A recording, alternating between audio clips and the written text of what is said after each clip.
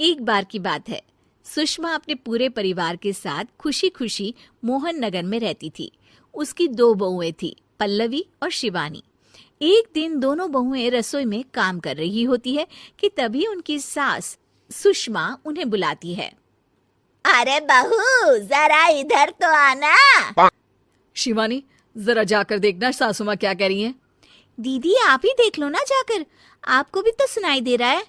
अरे मैं आटा गूंद रही हूँ ना, तुम चली जाओ। हाँ तो मैं भी तो सब्जी काट रही हूँ ना दीदी। अरे बहू जल्दी आओ। ओफो, ये तो जाएगी नहीं। मैं ही जाकर देखती हूँ कि क्या करना है। पल्लवी सुषमा के कमरे में जाती है। जी मम्मी जी, क्या हुआ? शाम को घर पर कुछ मेहमान आने वाले हैं, तो तुम अच्छा सा खाना बना लेना बहू। ठीक है मम्मी जी, आप बता दीजिए क्या क्या बनाना है और कितने लोग आ रहे हैं। सुनील की मौसी जी और उनका पूरा परिवार आ रहा है। कुल मिलाकर 3 लोग और हमें मिलाकर हुए 9 लोग। तो अभी से ही तैयारी करना शुरू कर दो। और हाँ, घर की सफाई भी कर देना, हाँ अच्छे से। जी मम्मी जी, सब काम हो जाएगा, आप चिंता मत कीजिए। पल्लवी शिवानी को घर में मेहमान आने वाले हैं इसके बारे में बताती है। क्या 9 लोगों का खाना बनाना होगा, घर की सफाई करनी है? बाप रे, सासू माँ ने तो हमें घर की नौकरानी ही समझ कर रखा है। ऐसा नहीं बोलते शिवानी, हम इस घर की बहू हैं और घर के काम करना हमारा फर्ज है। दीदी तो है ही सासू माँ की चमची, जब देखो सासू माँ सासू माँ। मैं तो इतना सारा काम नहीं करने वाली। शिवानी कपड़े लेकर गमला साफ कर रही होती है और चक्कर आने का नाटक करने लगती है। मेरा सर चकरा रहा है। तभी वहां पल्लवी और सासू माँ जाते हैं। अरे बहू, क्या हो गया तुम्हें? मम्मी जी, बहुत तेज सर में दर्द हो रहा है। तुम एक काम करो शिवानी, आराम कर लो। नहीं नहीं दीदी, घर में मेहमान आने वाले हैं, मुझे आपकी मदद करनी चाहिए। अरे कोई बात नहीं शिवानी, तुम आराम कर लो, मैं सब काम कर लूंगी। ठीक है दीदी, अगर आप इतना कह रही हैं तो आराम कर लेती हूँ। शिवानी आराम से अपने कमरे में मैगजीन पढ़ रही होती है। इसे कहते हैं आराम की जिंदगी। इतना सारा काम। चलो सारा काम खत्म हो गया, शिवानी को देख आती हूँ। शिवानी अपने कमरे में ईयरफोन में गाने सुनते सुनते सो जाती है और उसके साइड में मैगजीन भी रखी होती है। पल्लवी वहां आ जाती है और वो सब देखती है।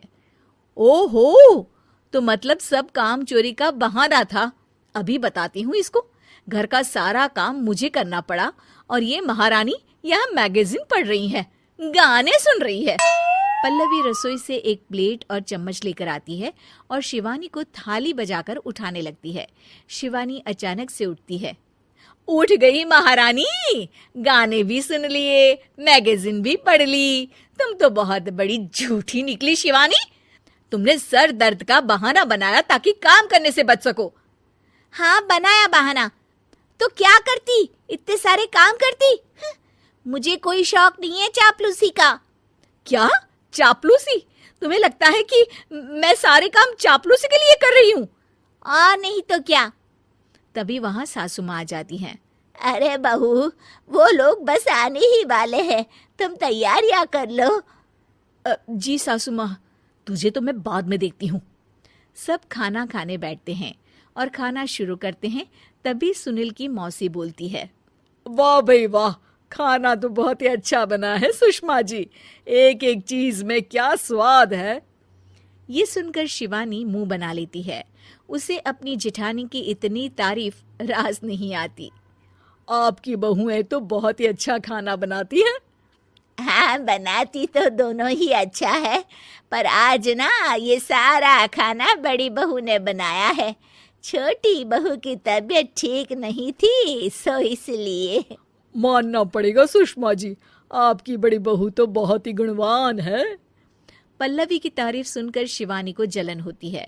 पल्लवी ये सुनकर खुश हो जाती है और शिवानी की तरफ देखकर उसे चिढ़ाती है। कुछ देर बाद मेहमानों के जाने का वक्त हो जाता है। मौसी जी सबके लिए उपहार लाई होती है। वो सबको शगुन के पैसे देती हैं और अंत में पल्लवी के पास आती है। तुम्हारे लिए शगुन का लिफाफा तो है ही, पर बहू तुम्हें एक और उपहार भी मिलेगा इतना अच्छा खाना बनाने के लिए। मौसी अपने सोने के कंगन निकालकर पल्लवी को पहना देती है। ये लो, ये मेरे मनपसंद कंगन है, अब से ये तुम्हारे हुए। धन्यवाद मौसी जी। ये देखकर शिवानी तो पूरी तरह से जल जाती है और गुस्से से रसोई में चली जाती है। तभी वहां पल्लवी आ जाती है और उसे अपने कंगन दिखाने लगती है। देवरानी जी, अब आपका सर दर्द ठीक तो है ना? मुझे लगता है कि अब सर दर्द शुरू हो गया होगा आपका।